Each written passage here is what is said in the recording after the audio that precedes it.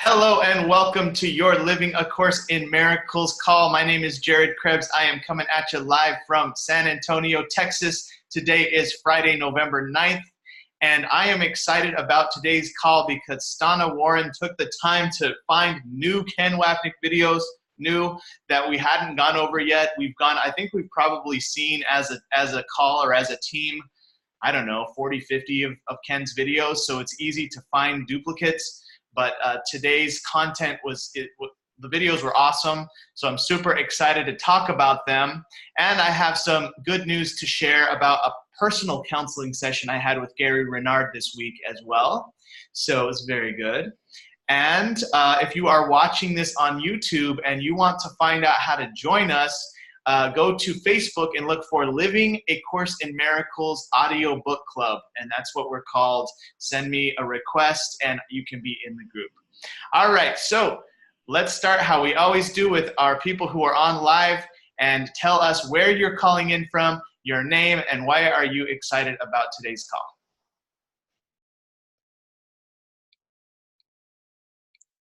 Who's next?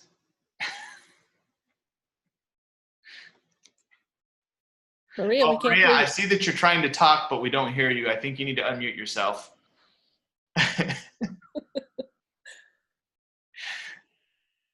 I could try and unmute you as well here. Okay, I unmuted you.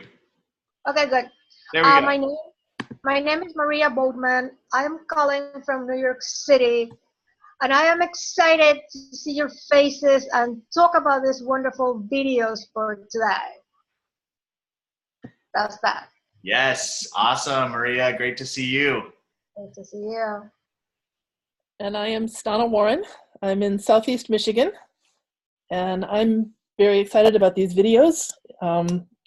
Interested in looking at them in terms of how we see the world, because that seems to be the theme of all of them, and the importance of seeing the world from a real perspective as opposed to an ego perspective. So. Awesome. So true. All right. Well, cool. Well, let's get started. The names of the three videos, actually, I have them right here on this handy dandy playlist that Kelly Conley makes for us every week. Shout out to you, Kelly Conley, if you're watching. So this playlist is all of the videos that we have ever done as a team, and they're in this exact order from the newest one all the way down. So the first video that Stana selected is either everyone is wrong or everyone is right. And that's the name of the first one. The second one was called The Fear to Look Within. And the third one was called The Need to See Evil in the World. So I'm going to share with you my highlights from these three videos, and then we'll go on to the next person. So either everyone is wrong or everyone is right. What I liked about it was that the beginning of the video were very like candid, blunt questioner people. Like, I think she was like, I'm asking this question for my husband. There ever a time when you deserve someone's wrath, or whatever. And Ken is like so, he's just so eloquent, and he answers the questions like so, I don't know. I mean, Ken's also from New York, like no nonsense guy. And I actually really appreciate that about Ken. But what I remember from that video is that we're all wrong in the ego mind, and we're all right in the Holy Spirit's mind. And it's like these people are, they might be, what did he say, like defending the small self versus the big self? Right. I think that was from maybe that was from that video. I know, that is because there is such a theme to them, and they're so similar, it is a little easy to get them mixed up. Yeah, in a way, I think that's kind of good. Yeah, they are very similar. And I actually took notes on the videos for like the first time. I like sat and just watched them and wrote down things. That was good. So I'm gonna probably keep doing that. But I did not take notes on the first video. The other two I'm much more clear on. But I'm probably gonna have to go back and watch this first video, but I do remember just that he was talking about how these people, they might be wrong, but they don't deserve your wrath, you know, and that concept of seeing innocence in them. So that was my highlight from the first video. Okay, the second video, I actually took notes, so I'm gonna kind of just bring some of those out. So it was the fear to look within, and eyes don't hear, eyes don't see. They translate what the mind wants to see. So these eyes called Jared's eyes, and this mind and this ears called Jared's ears, whatever, they do not see or hear. They translate what the mind wants to see. And actually, this is what I talked about with Gary on my session. I said, Gary, I'm starting to realize that the body, this body called Jared, is just like a piece of wood. It doesn't feel, it doesn't see, it doesn't hear.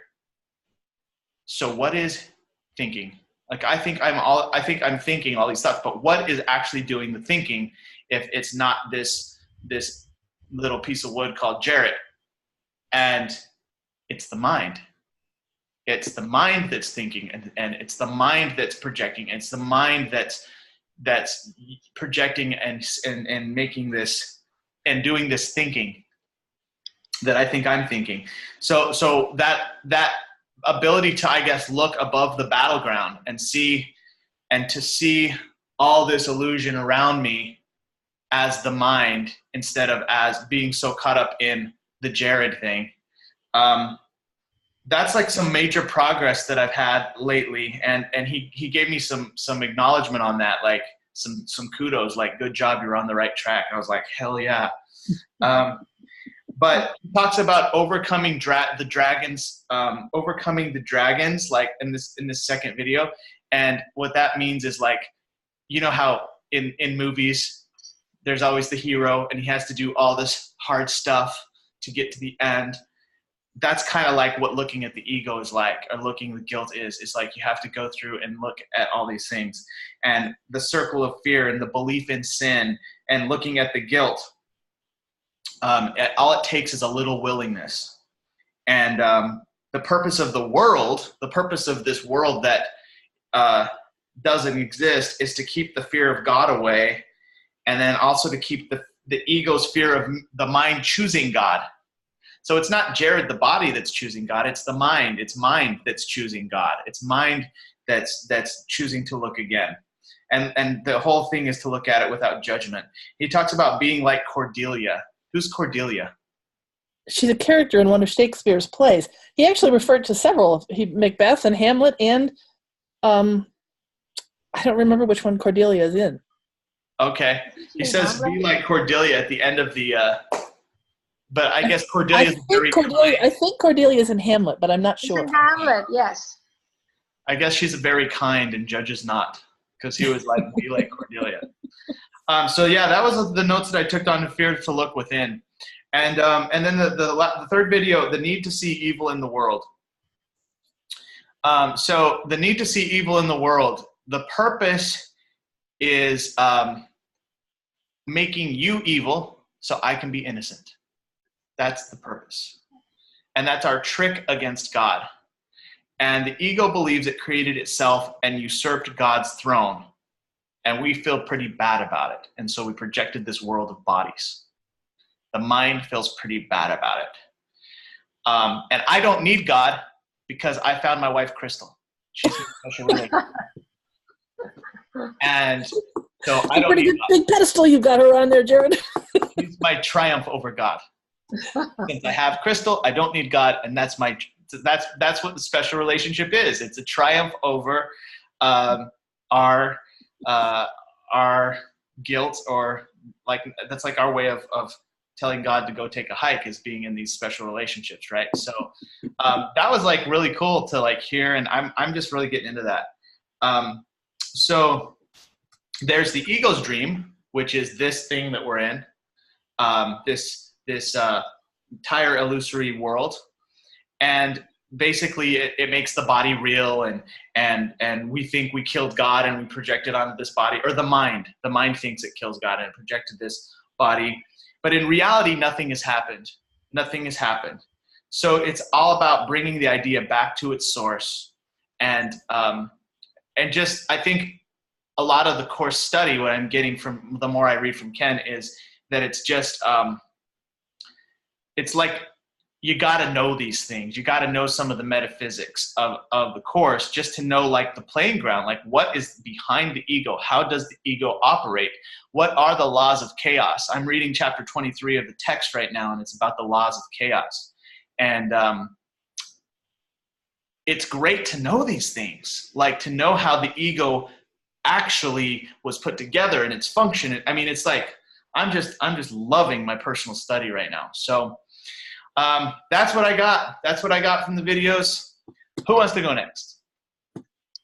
I can go next. Okay.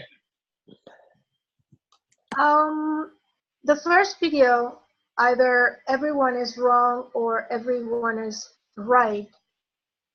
I really loved the first question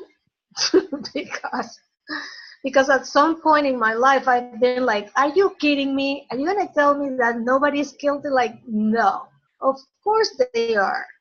But you know, it's like when he says, yeah, people, of course people can be wrong, but they don't deserve your wrath. I'm like, whoo, okay. And they might be wrong for whatever reason. Maybe they believe, you know, of course they believe they are separated from God. But getting angry is never justified. And what you're saying when you're angry is that you are right and the other person is wrong. I am not responsible for you attacking me. I am responsible for my interpretation of what you have done. And that for me is like totally game changer. Totally game changer. Then when somebody asks if you believe in self-defense, and then he has this conversation about if the self is with capital S or it's a lowercase s, and he said, yeah, if you are referring to the self with capital S, that self doesn't need defense. But if you're referring to the lowercase s, that of course it needs to be defended. But that is not who you are. By defending it, what you're saying is that you're perpetuating a lie that doesn't even exist. So that was really good. Then Oh my God, you nailed it. Nailed it. Yeah, that was good. The purpose of the world is to prove then that I am innocent and you are guilty. The purpose of the course is to bring the effect back to the cause, to shrink that separation between cause and effect. And if I accuse you of being a sinner, then what I am doing is accusing myself of being a sinner. And I think that's what I got from the first video.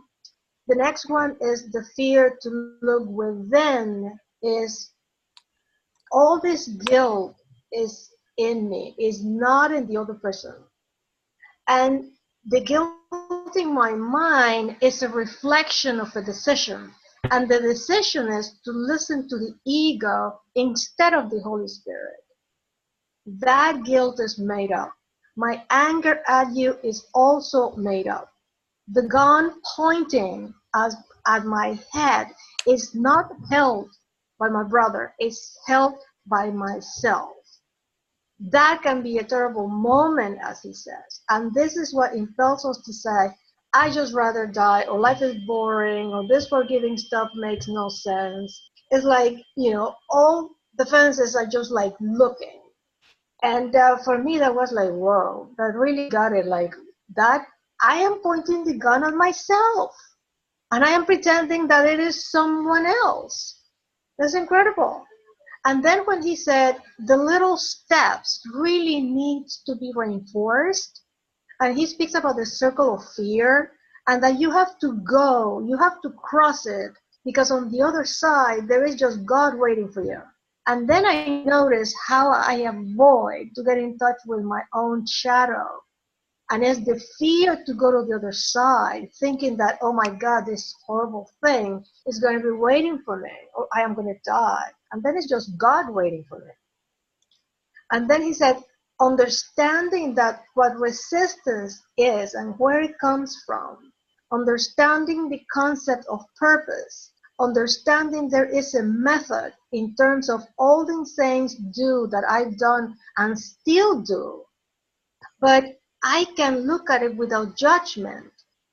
And what my little willingness can, which is defined as the willingness to look at the ego without judgment, and what I can do, he said, is to look without judging it, look at my ego without judging it, without defending it, without rationalizing it, without spiritualizing it, without denying it. Just look at it. Just look at it. And if I can look at my own ego without judgment, then I can look at your ego without judgment.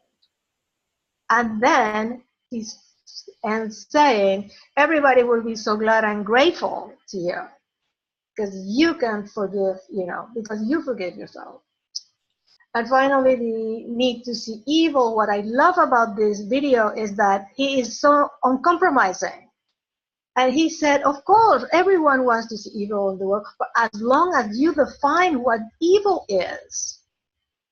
If I define what evil is, okay, then go.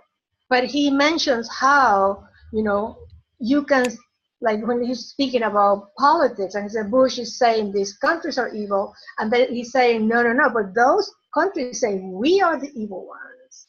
So it's always like, how are you defining whatever it is that you do? If you do it, it's fine. If other people do it, then it's like, no. So yeah, I really like the videos, Stana. Yeah, I got a lot out of them. Thank you. I can tell. I can tell you really studied those videos. I did. They were so good. Yes. And they were like speaking to me. I know, right? Yeah. To all of us. They're speaking to all the mind. To all of us. Well, there is just one of us here. That's so true. They speak That's to true. They speak to all of us. Yes. Yeah. Well said. Well said. Thank you, Maria. Thank you. All right.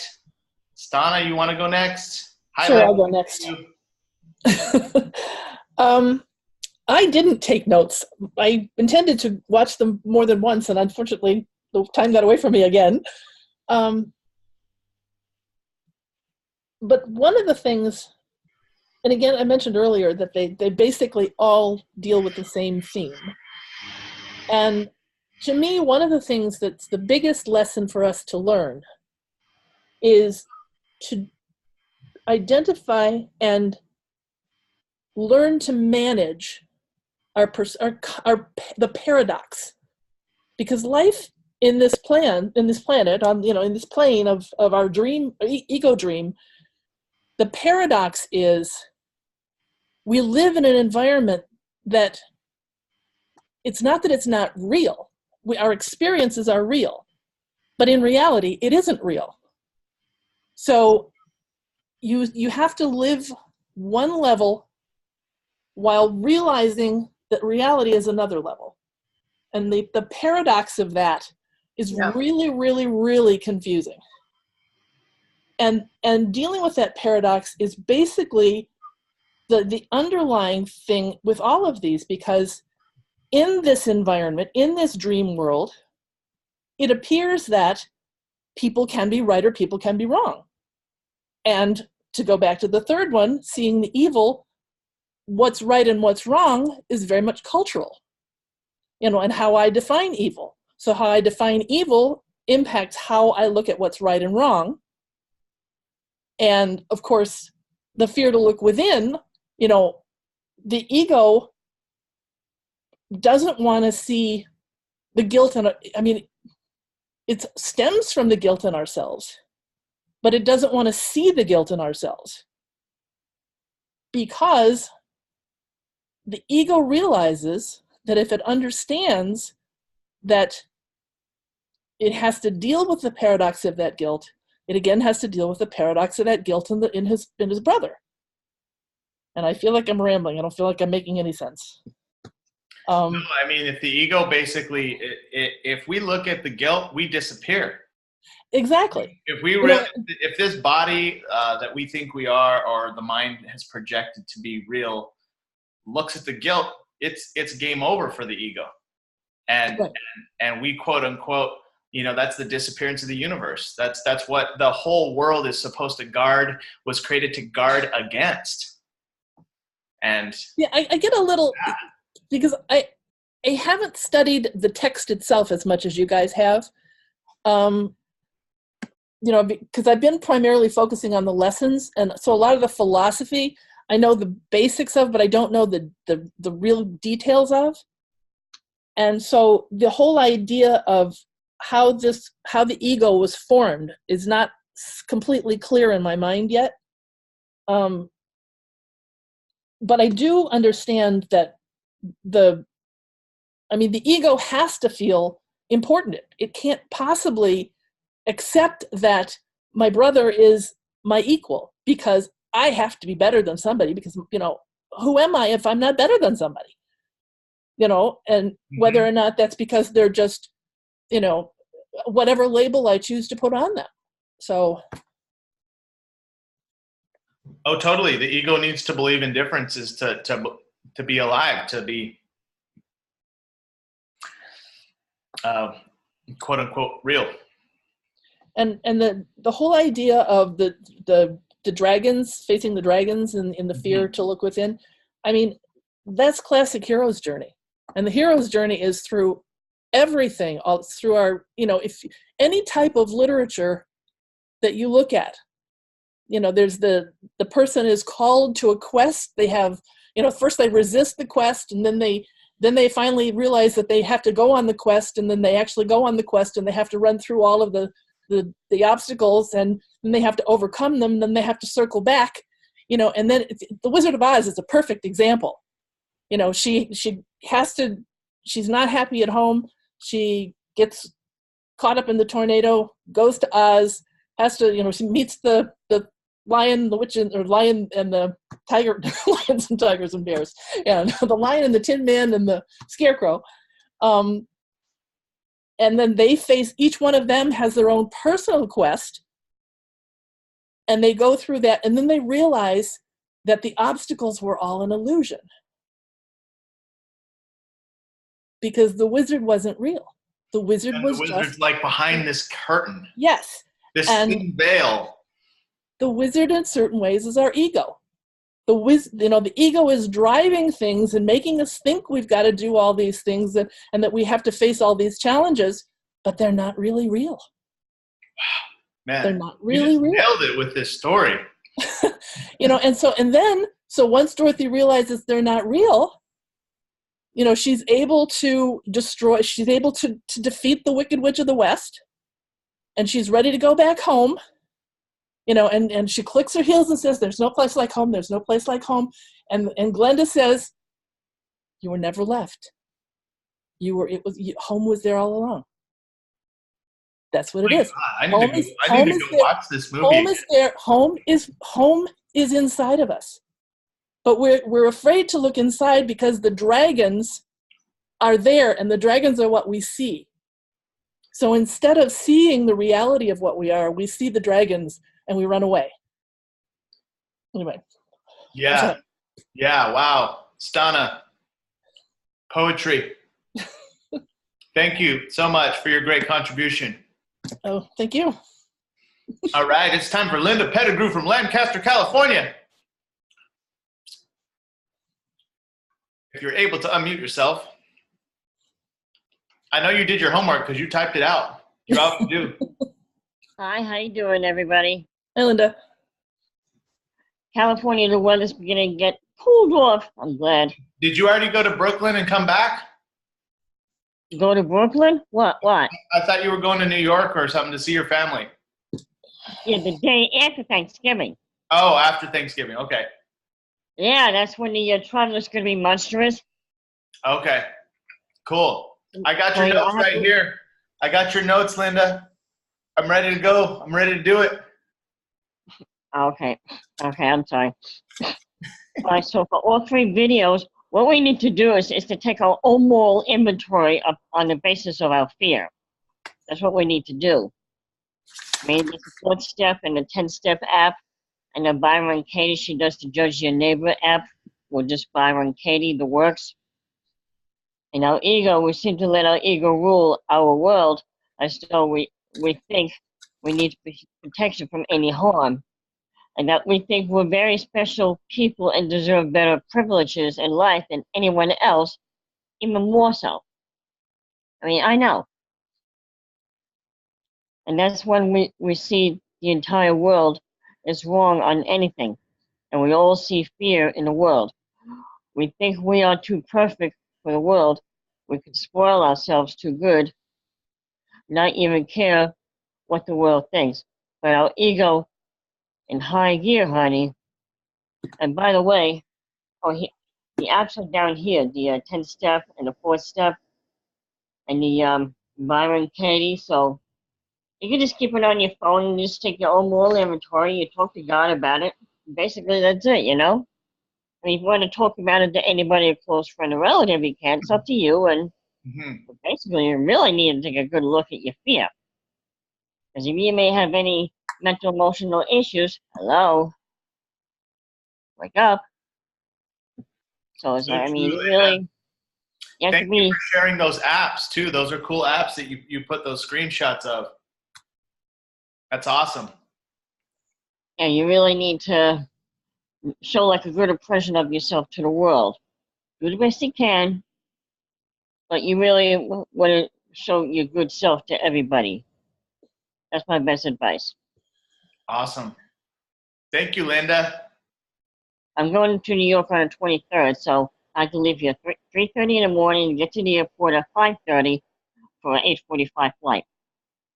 Ooh. So I have to get up in the middle of the night. Brutal. Yeah. Well, glad to see your lovely smiling face today. Say hi to Lucy. New York, Lucy. California, so I let you live. Tell Lucy Uncle Jared loves her. Okay. Hey, Lucy. Oh, she's sleeping on the floor. Okay. And so does Aunt Maria and Aunt Stana and Uncle Nathan. Yep. That's right. All right. Thank you, Linda. I see Nathan Lively from Minneapolis, Minnesota. What up? What up, my man? What were the highlights for you? You guys want to get into some highlights? Rock and roll. Blindsided. Blindsided. Oh, okay. Let's see. We have a thought system of 100% hate or love. Oh, yeah. Yeah. Oh, yeah. I am responsible for my perception. And you know what? I want to see you treating me unfairly. That way I can be the victim. And I'm looking for the next evildoer. And So true, man. this was the best part for me. When I read this part, I texted all of my contacts. The world is the chasm. The purpose of this course is to shrink the gap and bring cause to effect. If I make this choice, there will be painful consequences. That's what the ego thinks. So my day is full of these wonderful opportunities to see that everything that I have made real in terms of my reaction and experience is the effect of a decision for cause I've made in my mind. As I can see that more and more, I'll be less and less willing to choose the ego because I'll see the pain I'm causing. So that was so good for me. I just could really see A Course in Miracles as a training system to connect cause with effect, to connect the choices that we make, the judgments that we make, the things that we think with then the way that we feel and the way things go in our lives. And I don't know, I watched that video and at the end I was like, oh, the world is a block. It's amazing. That was a good one for me. Bro, fire.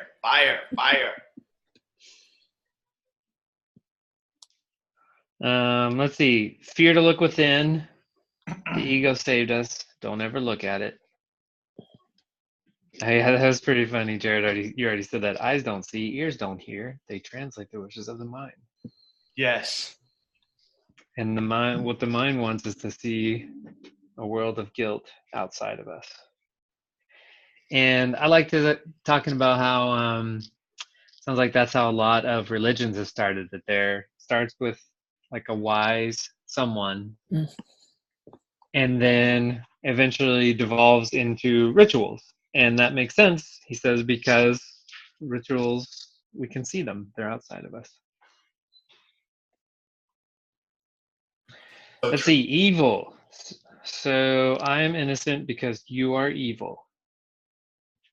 And I need to demonstrate that you are evil to show that we are separate. And then I can say, you're evil. I'm good. You're the victimizer. I'm the victim. And we are separate. I like the part about the cosmic battle between God and man. I destroyed heaven. I killed God. I took his life. Now I have life because God is dead. I became the creator of God.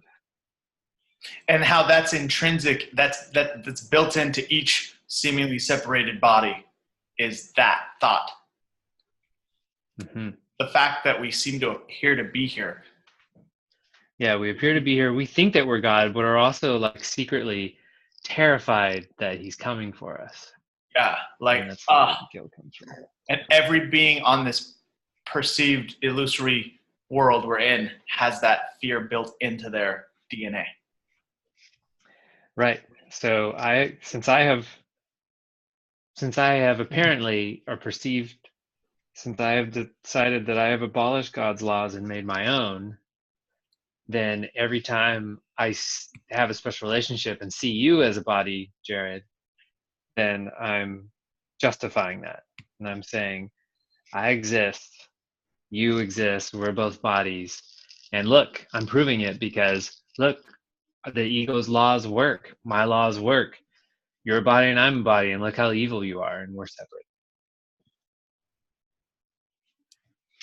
The last thing I'll say is this: you have to see the evil you perceive and have made real outside as a projection of what you have seen and made real inside your mind. So yeah, so all that stuff I just said, you're a body outside of me, we're separate, and I see you, and I don't look at the fact that it's a reflection of the guilt that's inside me, and then connect that with the origin of that guilt. It's just all so heavy. Those are my highlights. Thank you, Nathan. Rock and roll. Whew. Okay. Well, that brings us to forgiveness in the field, folks. So I'm going to do a 3-minute timer. There's 5 of us, so we might end 10 minutes early. But I have a special announcement at the end of this call about when Gary Renard himself is going to visit our call. So stay tuned to the end of this broadcast. Okay. All right. I'm going to start. My 3 minutes. All right. So I had my personal counseling session with Gary Renard, and I want to talk about that real quick before I share my forgiveness in the field. So this was like a 1-hour session with me, my wife, Crystal, Sue Ann Knobloch, who I don't think y'all know her, but she lives only 10 minutes from me here in San Antonio. She's an avid course student, and she is also been studying Gary Renard, since the very beginning. She's actually been studying the course longer than Gary. She started the course in like 1988. Gary started in 92. She's the neatest person. I love you, Sue Ann. I hope you watch this. Anyway, and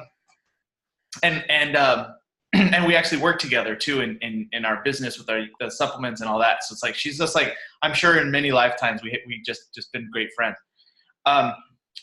But I shared all my things with Gary, right? And I forgot to share that I've been having some like vertigo, like some like imbalance or dizziness or like, and I shared that with Sue Ann, and she said, it's probably because you're having these realizations that you're not a body, and it's mind that's thinking this.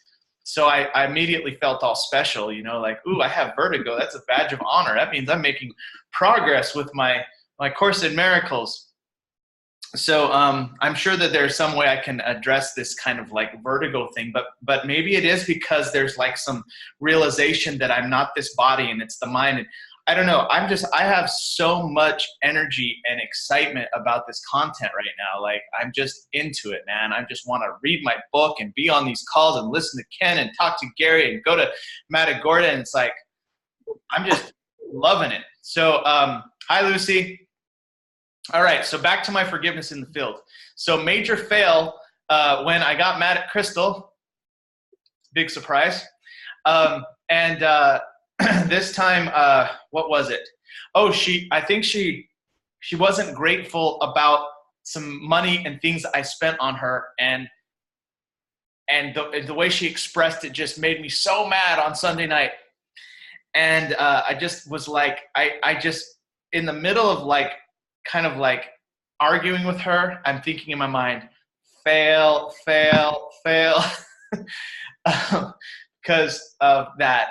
But I will say that we got over it pretty quickly. And then it came up again today, and I caught it. And I realized that every time that she says anything that triggers me, that's my decision to make my ego real.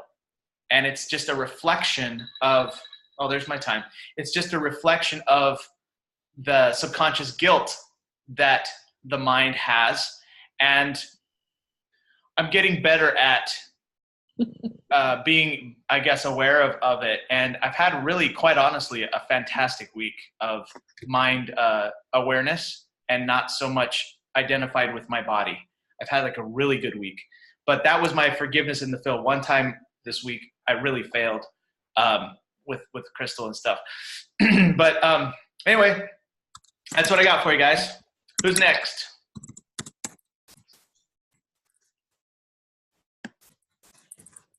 I think Maria's trying to unmute herself. Okay, can you hear me? Yes. Okay. My forgiveness in the field was last Tuesday with the election. Oh, yeah. I've been working since 2016 with the Board of Elections here. So I was working in one of the poll sites. And things were like the amount of people, there were not enough resources. There was just one interpreter. And, it seems that everybody that was coming was on my table. And the lines were huge. And it was like, I was just in pain. My back was hurting, everything. So I'll go to have dinner after this long day. And I have this conversation with the Holy Spirit. And I said, hey, look at this.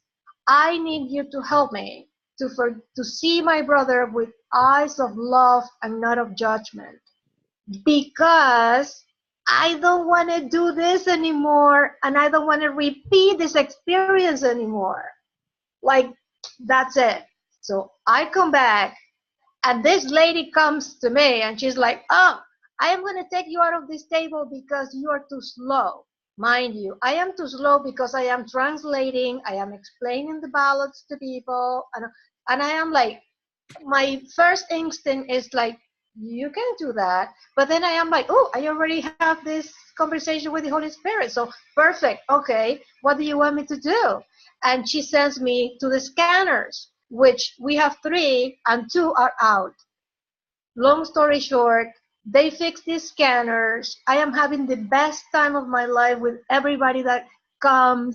The lines were so high that when they finally fixed, everybody's so happy that they voted. We are high-fiving. And it's like my whole experience was transformed. And now if I want to, I can do it anymore if I don't want to. But I already forgave it. I have fun doing it. And it's like, boom. That was an awesome time that I had. Wow. Major shift. Major shift, major shift. Yeah, isn't it interesting too that when we ask the Holy Spirit for help and stuff, it like seems like the world of form sometimes goes a little better Exactly. when we get into Yeah. Sure. yeah. Not, I mean, not. It's not a prerequisite, but I think in general, it's just what happens. Yeah. Yes. Awesome. That was good. Yeah, thank you. Well done, Maria. Hey. All right. Oh, and I don't even know if you're time. Oh, you have 14 seconds left too. Great job. Okay. Good. All right. Who's next?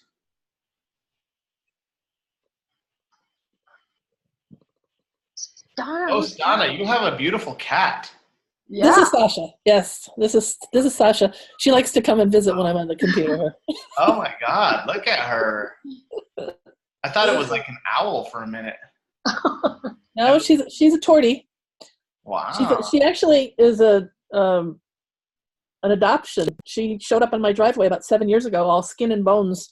I think somebody moved and left her, and she was meant to be my baby because for me it was love at first sight. Her, I think she fell more in love with the food I gave her than me at first, but she definitely loves me now. Oh, that's cute. So Awesome. All right. Well, you take it away, Stana. all right. Mom. My forgiveness in the field is a repeat from a couple of weeks ago when I mentioned that I was having some issues with my brother because I had agreed that I would let him replace my fence. And I had been having some feelings that week and managed to work my way through them. And he did come that week and do some work.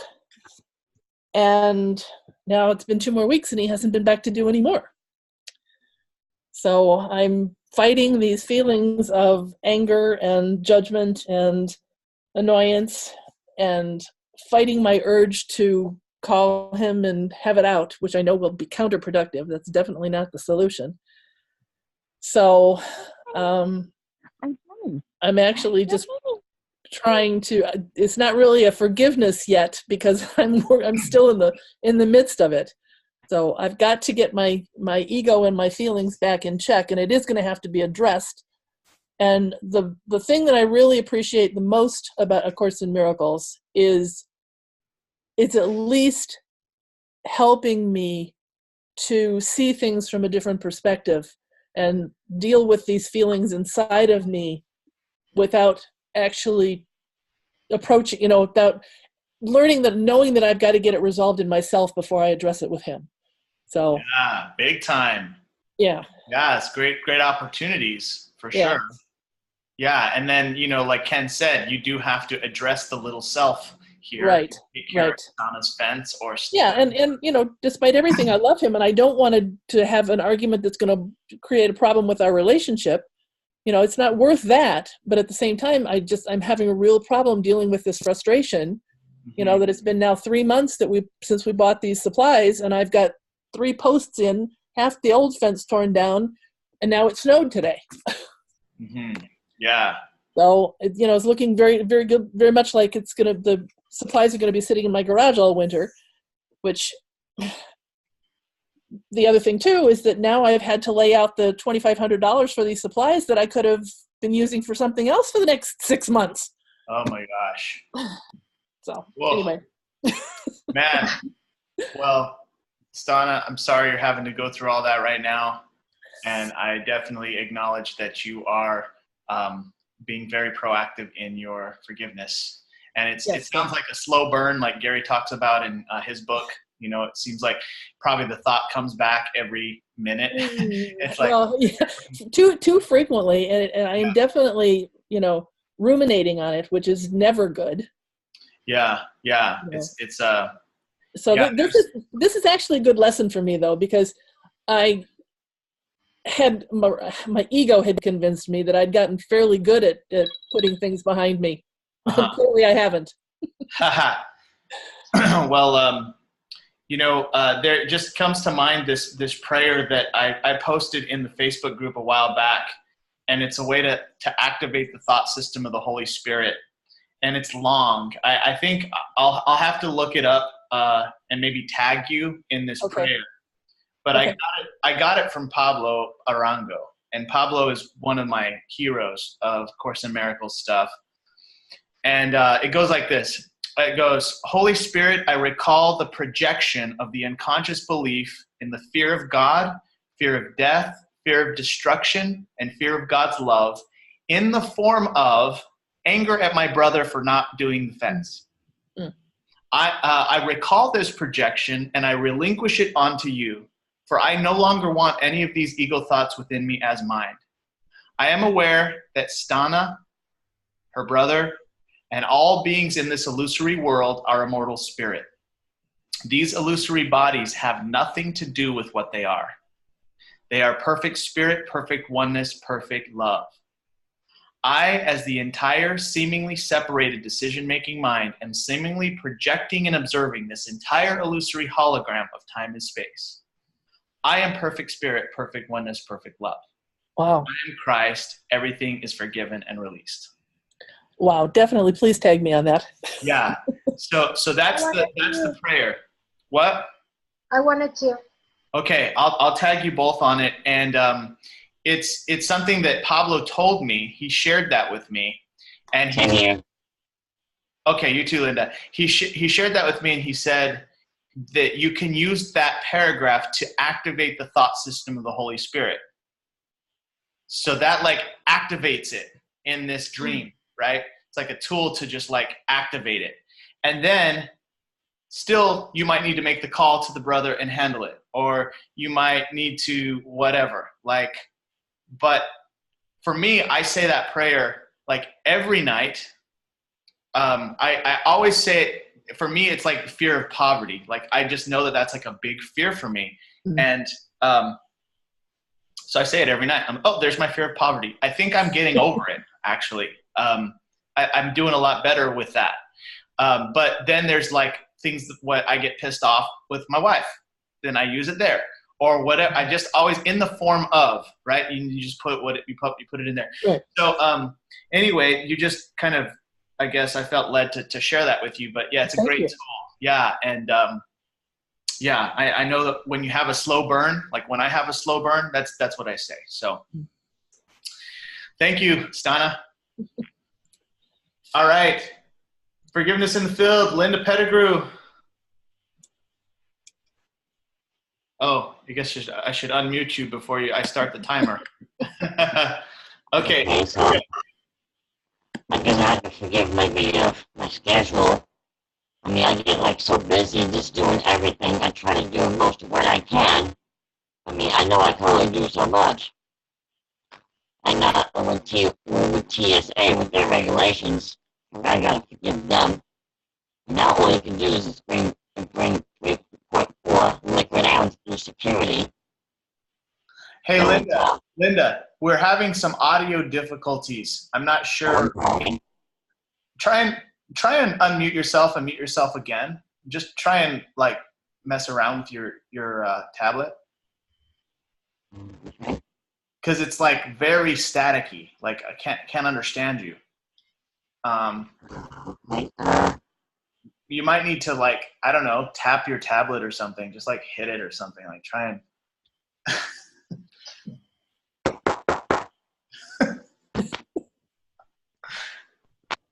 I banged that on the table. All right, just you know what? Technician that worked 40 years ago. Hold on. Nathan, help. Okay. Try again. Just to reconnect. Oh, Linda, you might need to actually leave the call and then come back to try and get a good connection, because right now it's very staticky. So will you come back? Just come back. We'll see you in a minute. Let's go to Nathan. Nathan, what was your forgiveness in the field? Just now. No, the one I was thinking of telling you was I was working on a show on Monday, and I was working with a guy who I've worked with before, but not directly. Like, he's worked in other departments. And he's super nice, but I've kind of not been looking forward to working with him because he's also like kind of super slow. And so he's obviously very experienced, but he just doesn't like work at the same speed that I do or that I want him to. And so like, no one knew what was going on the show. We're all trying to figure it out. Lots of changes are happening, you know, in real time. And like every time I have to talk to him, I have to wait for him, I feel like, to figure things out at his own pace. So I would be like, okay, you know what? We're actually going to do things in these many channels, and they're going to need to route things over here, here, and here. That sound good? And he'd be like, what? And I'd be like, oh man, you gotta speed up. I was like losing my mind a little bit. And it was tough because he was so nice that I didn't want to get mad at him. But you know, I did kind of get upset and like frustrated. But as I'm looking at him and he's talking to me, I'm like remembering to forgive, and the show got done fine. And it's just one of those situations where, since we don't know how long something is really going to take, it's like terrifying because it feels like maybe it could take forever and we won't get done in time, and and I don't know, the world will explode or whatever happens if you don't get a show ready in time. And we got done early and it was fine, and I was worried that maybe I had I don't know, acted like a jerk or something. But at the end of the show on the second day, he was like, hey, enjoyed working with you, love to work with you again sometime. I was like, great. Cool. So that was my forgiveness in the field. Great forgiveness in the field. Yeah. Well done. All right, Linda, you back? All right, Yep. Let's see. Yep, good connection now. Great advice. Thank you, Nathan, for Linda's audio advice. Go ahead. Forgiveness in the field, Linda. Okay, thanks. So what I had to do is I had to forgive my schedule, and I made this my schedule. I'm trying to put everything together. I like to keep the house clean, and plus, I mean, my boyfriend Mark teaches me to be frugal, and I'm learning that from Jared as well. You know, I mean, you really have to be frugal no matter where you are in your finances. You know, I mean, so I'm getting stuff kind of left and right for my trip. I just take it out, toss it in the computer room, toss it on the twin bed. You know, the pile is like a bit high. You know. I mean, hangers, this and that and the other thing, and I have my toilet tissue and my paper towels on there, so it's so I basically do the best I can. When I have time and energy to clean, that's when I will do it. If I don't feel good, I just need to relax. So that's called getting older. I mean, I play it by ear, and I do the best I can in my diet, and that's the best I can do. And hopefully, one day I'll be able to do the USANA diet, because I really want to give that a try. I'm going to see my family in New York, so I'll see maybe if I can discuss with them what can I do. Because Cool. I had to look for a shuttle bus or maybe something like that from somewhere here in town to the LAX airport. I don't know. I have to see what I can find. Awesome, Linda. That's it. Thanks. Great forgiveness in the field with 1 minute and 25 seconds left, no less. Well done. All right, so here's the big announcement. We are going to have Gary Renard on this call on January 4th to bring in the new year, Friday, January 4th. Cool. And I didn't save it in my calendar, but I'm pretty sure that's the day. I'll have to double check with my wife, but go ahead and plan on it because I'm pretty sure that's the day. Friday, January 4th. Gary Renard will be on this call at this time, just like normal. And it's going to be different because obviously when Gary comes on, we've had Gary on probably like 3 or 4 times during our 2 years doing this. And it's been quite a while since we had him on last time, basically due to my mom's passing, and we hadn't not been doing a lot of sessions with him personally. But when we have him on, it's like he just flows, man. He just goes and flows, and then people can ask their questions. But you guys get first dibs because you're consistently on this call. So Maria, Stana, Linda, Nathan, y'all get first dibs on questions, and then he just kind of flows and goes. And we just kind of, and then if everyone else who's on, they also get a question, but after y'all's. So that's how it goes. But yeah, it's really cool when we have him on. So that being said, who is going to choose the Ken Wapnick videos next time?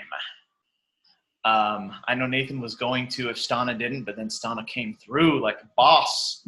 Is it me? What? Is it me? I think it's your turn, yeah. Got it. Awesome. Thank you, Nathan. So I know Nathan is going to post those. Yeah, just go ahead and post them. 30 minutes of Ken Wapnick content. And I'm going to definitely watch the videos like I'm watching a television show.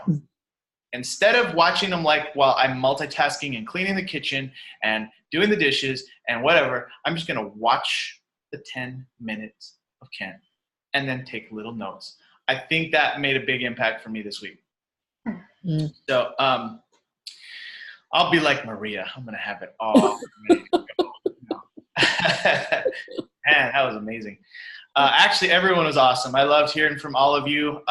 This is great call. I love you all. Thank you for being on. Thank you for being my friends and for doing a great call. So let's go ahead and unmute the lines. Everyone unmute yourself and say good night and God bless.